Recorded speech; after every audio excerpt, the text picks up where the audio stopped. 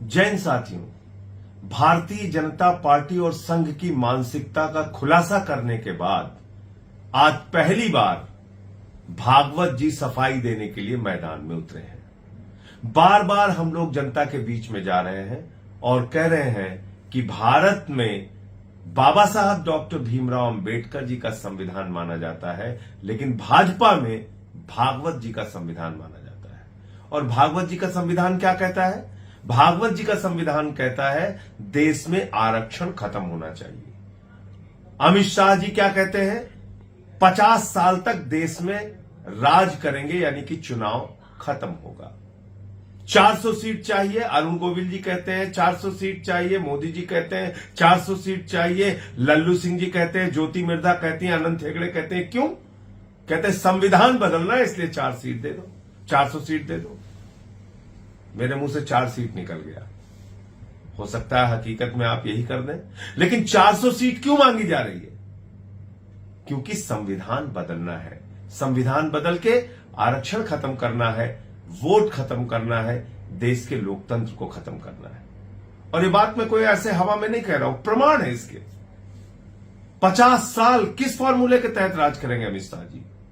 क्योंकि चुनाव खत्म करना है। सूरत में चुनाव खत्म कर दिया, चंडीगढ़ में चुनाव में धांधली की, मध्य प्रदेश हो, कर्नाटक हो, उत्तराखंड हो, अरुणाचल हो, देश की कई सरकारों को तोड़ फोड़ करके गिराया, महाराष्ट्र में सरकार तोड़ फोड़ करके गिराया। तो पूरे देश में चुनाव खत्म कर रहे हैं। आरक्षण खत्म करने की बात का प्रमाण आपके सामने 1 मिनट में दूंगा, आप इसको ध्यान से सुनिएगा। आपको मालूम होगा विश्वविद्यालयों में, देश भर के केंद्रीय विश्वविद्यालयों में इन लोगों ने आरक्षण खत्म किया। उत्तर प्रदेश में शिक्षक भर्ती में पिछड़ों का हक मारा इन्होंने। अब मैं आपको दिखाता हूं कि भागवत जी और इनके और नेता क्या सोचते हैं। देखिए आप, ये पहला बयान है। संघ के मुखपत्र ऑर्गेनाइजर और पत्रिका पांचजन्य को दिए एक इंटरव्यू में मोहन भागवत ने कहा कि आरक्षण की मौजूदा व्यवस्था क्या है। लोकतंत्र से कुछ खास उम्मीद है, लेकिन हमें ध्यान रखना चाहिए कि एक समुदाय के हित को पूरा करने में दूसरे समुदाय के हितों को नुकसान न पहुंचे। हमें सबके विकास के लिए सामूहिक दृष्टिकोण रखने की जरूरत है। हमें समझना होगा कि हमारा हित व्यापक राष्ट्र हित में ही निहित है। ये मोहन भागवत जी का बयान।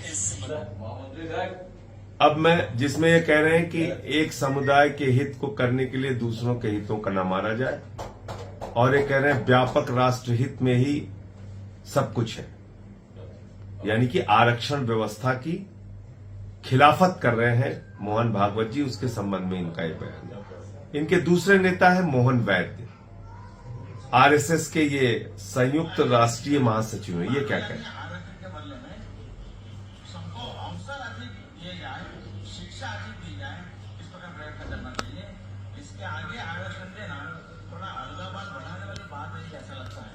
ये कह रहे हैं आरक्षण देना अलगाववाद को बढ़ाने की प्रक्रिया होगी।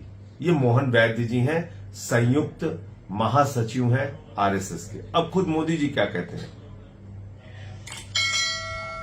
मेरे लिए सबसे बड़ी जाति है गरीब, मेरे लिए सबसे बड़ी जाति है युवा, मेरे लिए सबसे बड़ी जाति है महिलाएं, मेरे लिए सबसे बड़ी जाति है किसान।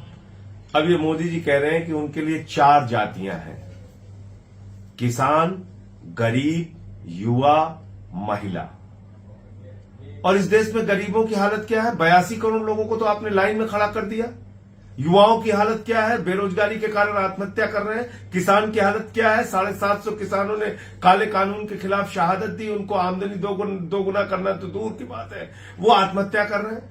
महिलाओं की सुरक्षा की हालत क्या है? आपने देखा पहलवान बेटियों के साथ क्या हुआ हाथरस में। तो ये 4 जो जातियां अपनी बता रहे हैं, इसके लिए तो कुछ करते नहीं।